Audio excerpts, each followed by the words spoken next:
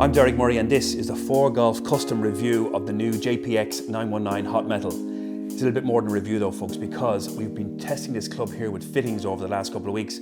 I've got a really good strong look at the type of shaft you should be looking at for this head, who should be using it, what type of golfer, and also some great insights into why the lofts are stronger and how it's best suited to you. The tech around this new 919 Hot Metal is more really about club head design, to be fair. There's a steel story as well.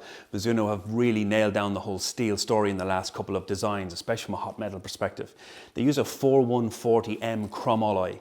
Now this is an engineering steel that is used when you want a little bit firmness, a little bit harder than mild carbon steel. And the reason that they've used this steel is because they needed to thin the face out, and they also needed to change the way that the club head was designed. So they use a seamless one-piece cupped technology. Basically what it is the whole head is one piece and it cups around. Also the chromalloy steel allows for a lot of changes in the way that the head is actually weighted, and very coolly they've cut into the heel side of the club and put a lot more weight out on the toe. This helps with the whole sort of MOI story. When you've got weight out on the toe, it balances off with the hosel where the most amount of steel is. So this whole design, it stems around this whole balance, but the chromalloy means that you can thin out the face. And by thinning out the face, you can increase the ball speed from it and also change the way that the ball comes off the face. And that also ties into why they've strengthened the lofts a little bit in order to keep this special high launch and then soft landing angle into the green. The final thing is there's some sound ribs. When you do thin out the face and create this sort of a faster, sort of harder sounding club, you need to put in these sound ribs so that you can dull down the sound, otherwise it'll ring a little bit. That's the technology in terms of how it plays. But I think the real thing we're going to do is Dave and I are going to hit some shots out on the golf course. We're going to get a sense of the club in terms of distance actually on the course, because we know it's quick, so the TrackMan isn't necessarily going to show us much more, but we want to test it out on the golf course as well, and that gives us an idea of distances and how far it really is going in live play. As a Mizuno Performance Centre, we get a little bit more shaft access, head access, different weights of heads. So when we're doing our fittings, we have a lot more ideas about how the club works and how best to apply it. But this time, we wanted to hit some shots on the golf course, which we did, which was great, because it gave us a better perspective of distances. And we did a lovely few shots here at Killeen Castle on the par 3.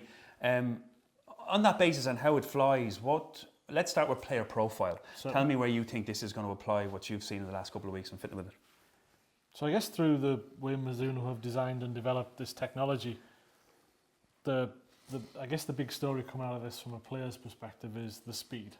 So this is, in my opinion, as quick as Mizuno have ever made off the face, with all the usual Mizuno characteristics: good feel, good visual, even for their highest players. It's right, and they won't sacrifice on the feel. No. So that's one of the things, that they'll make it quick, but unlike some of the other speed products, it doesn't feel that different or that sharp off it, so it still feels soft. Still have a bit of offset for the guy who cuts it, which Mizuno are normally quite forward-facing shaft angles. So in that sense, you've got something that is quick and cut. I think it also comes, we talked about the shape and the design and the profile, the looking down of it as well. And this is great, folks, because these are a company that produces product that looks great. It's very much a sort of a player-concentric product. Certainly, and then when they blend into a product that's designed for more mid to high handicappers, they still don't lose that nice even shape to it, which is what we love. They do a really good job of it. Absolutely. The lofts are stronger on these though, and you made a good comment when we saw the spec sheet first. You were like, "Oh my word, these are proper strong." Yeah, this is as strong as we've ever seen from any Mizuno product. But from my understanding of the technology, is they've worked it backwards from the descent angles. So as much as the loft angles are strong, that's the flight of it, because there's a good low CG in the golf clubs, which makes the ball fly. Well, Chris Fussell talked about moving the weight. He cut into the heel, obviously the hosel creates a big chunk of weight in the club, folks. So there's a lot of weight that's back in the club, and then he's pushed it all into the toe. But he's also created, as you say, a deep low CG, which gets the ball to launch. And I think one of the problems with a lot of speed product is it comes out real flat and can be a bit sort of hard to stop it into green. So absolutely, you're right. He talked about this working back from the descent angle. So there's a much softer descent into the greens, and we noticed that a lot. Yeah, because we haven't seen the spec sheet first. We're like, these are going to just go on and on and on and on. Yeah, so don't get too soft. Yeah, don't get too caught up about the spec on the lofts, folks. They are a little stronger, and there's no 3-iron. So this runs 4 through the wedges. Because the full play like any 3 anyway. It's pretty much the same loft. Give us some shaft info. I think we'll give some, we haven't done this before, so I think we'll do it today with this head because it's a good head to do it with. Give me your 3 shaft options for, say, somebody who wants a higher flight, mid-flight and a low flight. So with this essentially being a distance type product, you don't really want to lose that. So power to weight ratio says shafts need to be light to create some speed. So from a high launching perspective, if you hit it high and you want to hit it lower, probably KBS C-taper in the light spec. They do a heavy. The light is just a slightly better balance, but it has no steps and a satin finish. And because it's got no steps, there's no flicking motion to get the ball in the air. So keep it flatter. That keeps it flat. Okay. The standard spec is real good for the mid. Nippon Modus 105 gram. Middle bit of weight in the toe spec. So again, a step shaft to create a little bit of launch, but not as much as maybe the real light options, which is the high launching in their 2 lightest products, which is Nippon 950 in steel and KBS Toe 90 in steel. Perfect. That's a great stuff on the shafts. Wedges, we had a bit of a problem with the speed stuff this season or the season just out, where a lot of the products were fast off the face, but meant that when you got to the wedges, you lost that speed and it created a lot of gapping. This year they've kept wedges in the set, so they're running a 50, a 55 and a 60 in the wedges. The difference is they've softened out the steel a bit more, so it plays a little softer, and it's a milled face. Yeah. You like that idea? It's quite bladed.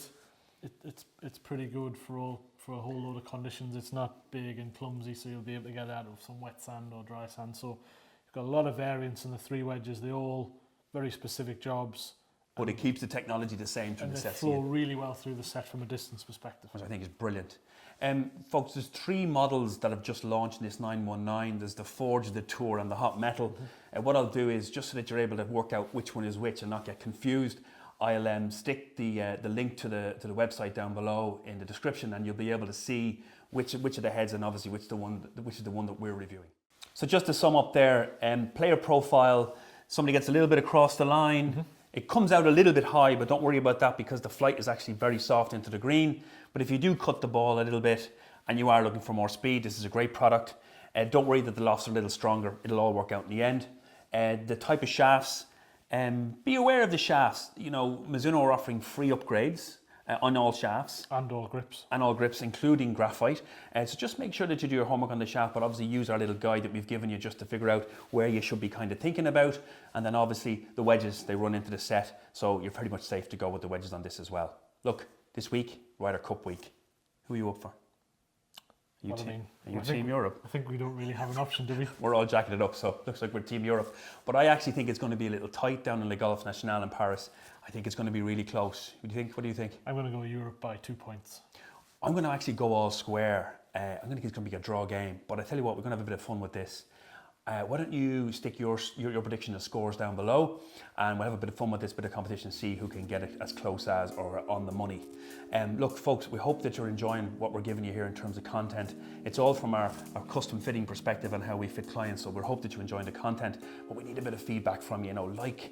Comment below, give us some feedback on what you're thinking, and if you like the channel, hit subscribe, give the bell a bit of a ding as well, and hopefully we'll see you at the next video.